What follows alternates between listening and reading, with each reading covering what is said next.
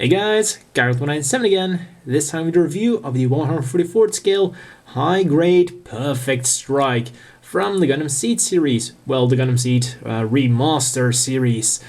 So, is this model kit really as perfect as the name would want us to believe? Well, we'll soon find out, but one immediate flag is, as you've probably noticed, this is the same old Strike we've all bought and built in 2002.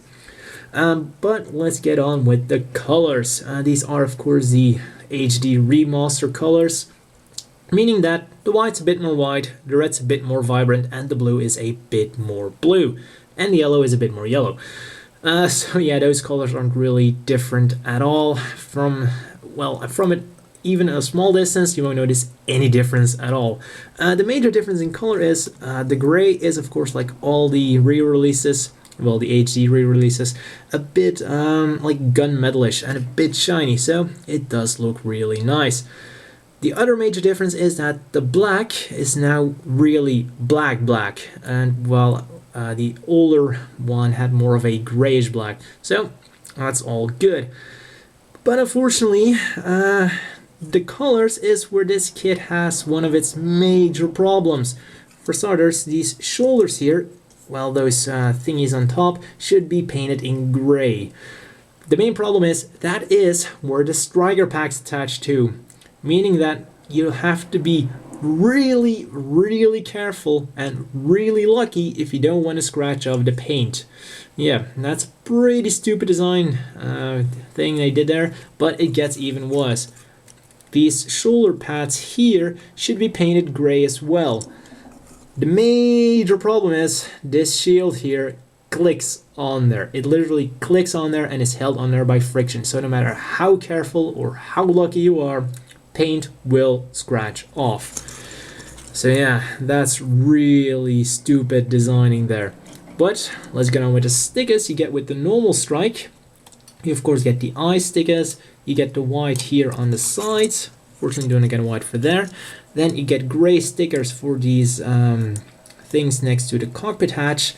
And then you also get two gray stickers which go onto the fronts of his collar, which seems pretty stupid to me because, of course, this entire thing has to be gray. So I didn't apply them because they would look really out of place.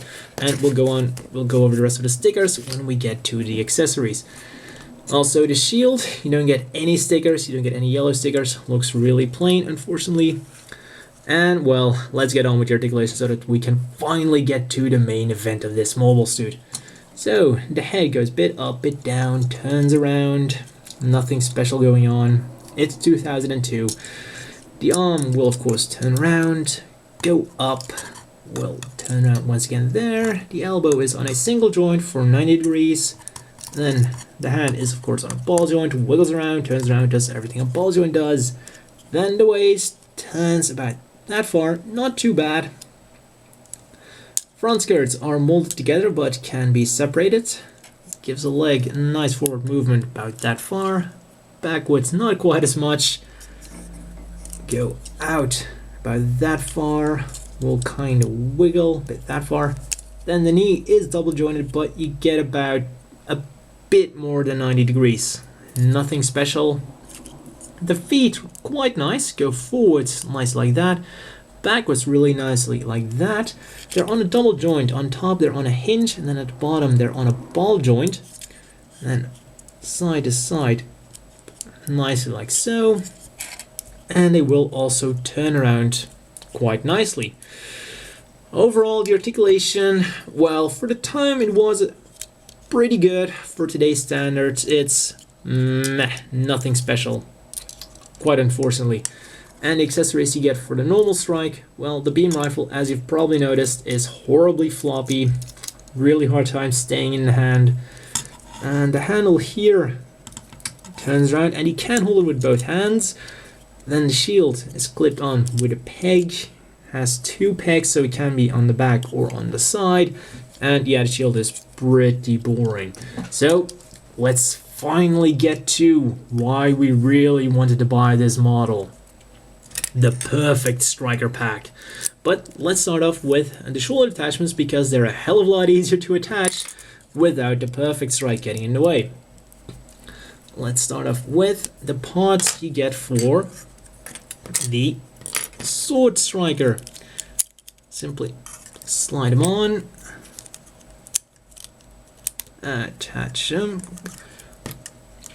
As you can see, they're pretty easy to click on there. Also, you get a very nice beam boomerang, which comes with an equally nice, really nicely detailed beam effect pod. Put that in there and goes into the hand really nicely.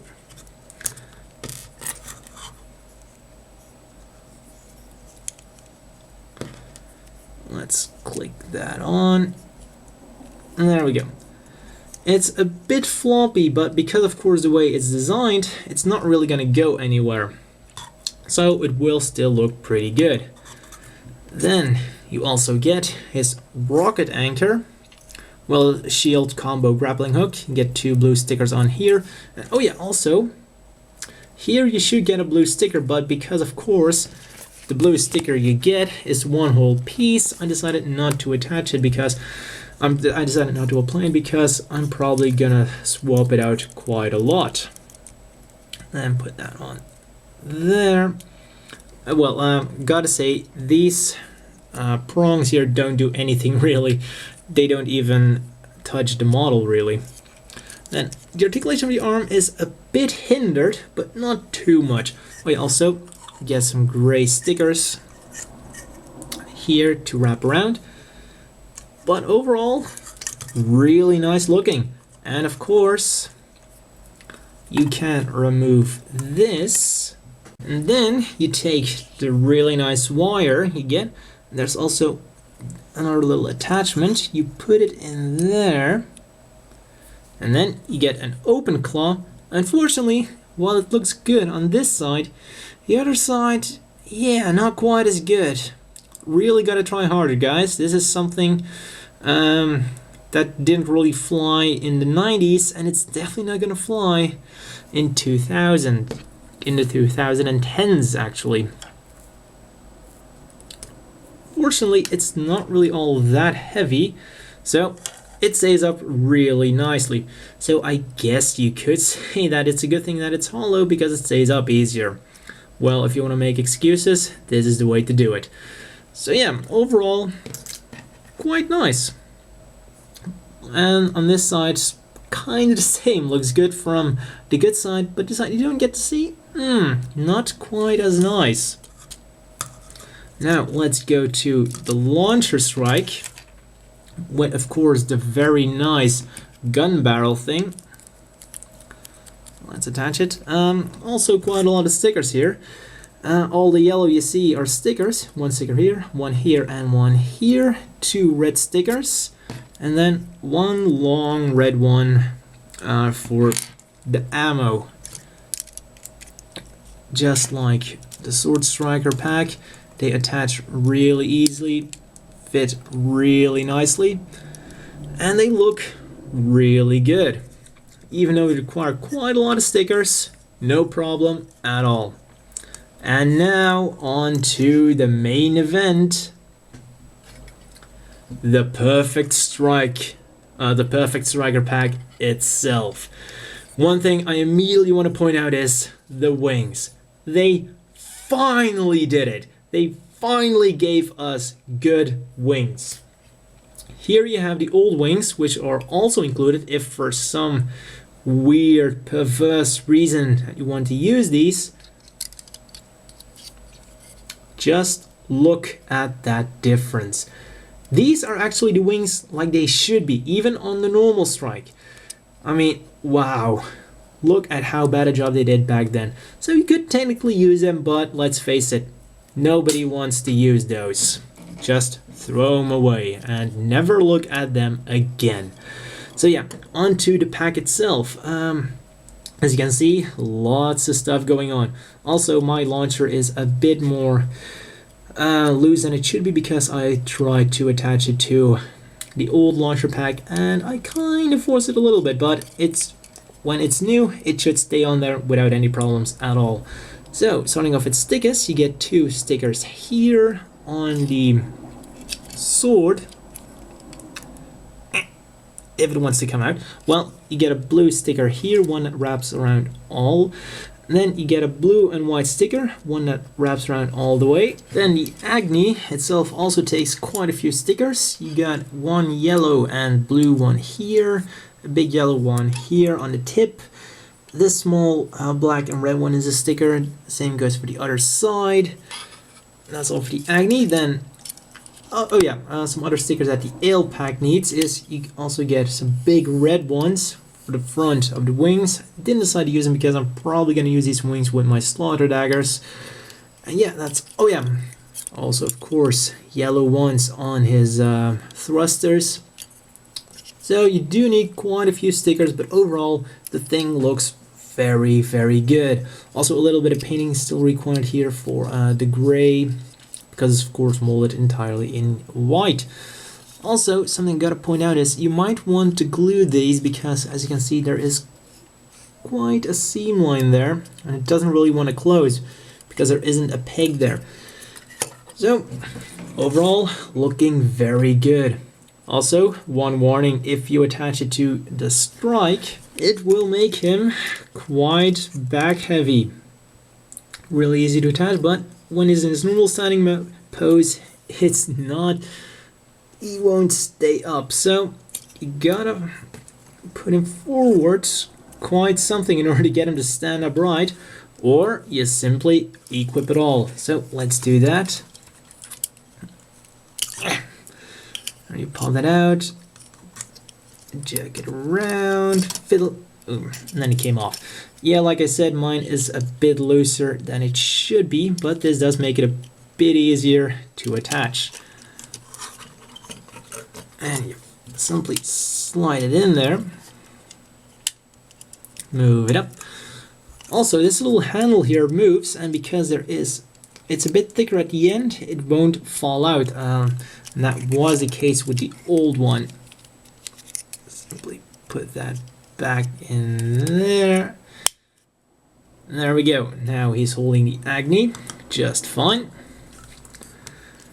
And immediately he can stand up a lot easier because quite a lot of the weight is now going to the front. Then onto the Schwergewehr. Simply pump it out. Unlike what you might expect, you don't slide it out, but it's pegged in there. As you can see, two holes here. And then also, for some reason, there's a little bit of articulation. It's on a hinge here and then on a ball joint there. So it can look a bit more dynamic, like when the strike's pulling it out. And of course, you don't just get the Schwergewehr. It comes with some really nice beam effect parts. Something that was really missing with the old ones. Let's peg it in and nope. Here we go.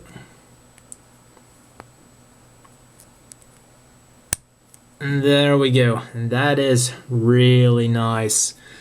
Just put it in the hand. Add the cover, and there we go. As you can see, it fits in the hand really nicely. It doesn't flail around at all. And here we have the perfect strike, all armed up. And Mulaflaga is ready to take out all the bad guys. And I think it looks a lot better with his weapons deployed than with his weapons on the back. It just looks way too busy back there. Oh yeah, one final thing with the accessories. The beam sabers are of course removable, but we don't get any beam saber blades. Yeah, we're now 11 years later and they're still cheaping out on the beam blades. Well, then again, I guess you're not really gonna use them with this kit because, let's face it, if you could choose between an old beam saber or the Schwergewehr, I think the decision is pretty easy to make. But there you go. Looks pretty nice. Also really loving the wings that stand out. So overall, I gotta say the model itself is pretty old, but with all the new accessories you get to play with, pretty impressive. But there is still one question remaining. Before we ask that, I forgot about the extra stickers you get. Yeah, and, these are the standard ones you get with the remasters.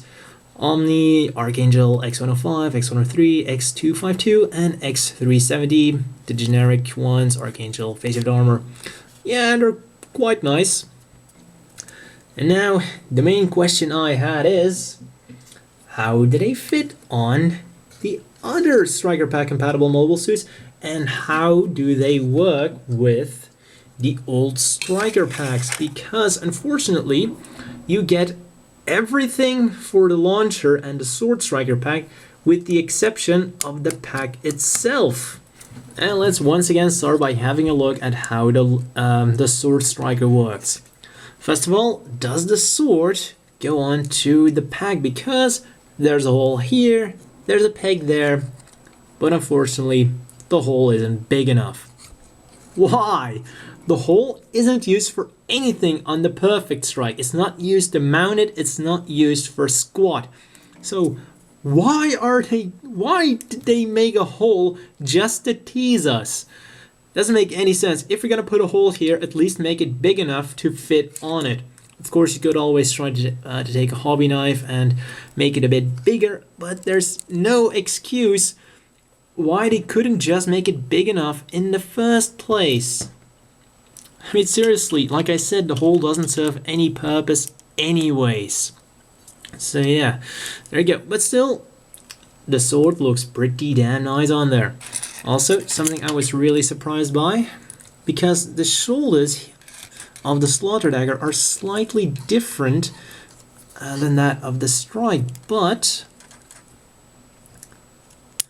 it has no problem wrapping around the shoulder at all, unlike the old shoulder attachment, because you cannot attach the no-grade Sword Striker shoulder to these guys, but as you can see, no problem at all here. Same goes with the shield. Just pegs on, no problem at all. And even though he cannot store the sword, he can of course still use it. So a really good job they did here. So now on to this, the Launcher Striker. Fortunately, I had to modify a little polycap here, and now he can kind of pretend to store it. Wait. If I put, yeah, like so, there we go. And now we can store it, of course, while trying to find a polycap that would fit. I stretched it a little bit, unfortunately, but there you go. You can kind of store it if you're willing to do a little bit of modifying yourself. Unfortunately, when you pop it out and put it in the hand, there you go. Like from this angle it looks good, but unfortunately now you can no longer really attach it there. Oh wait, I just... Fantastic, on camera I just figured out that it does work. Well, as you can see, if you're willing to put a little bit of effort into it, you can get the Launcher Striker to work like it should.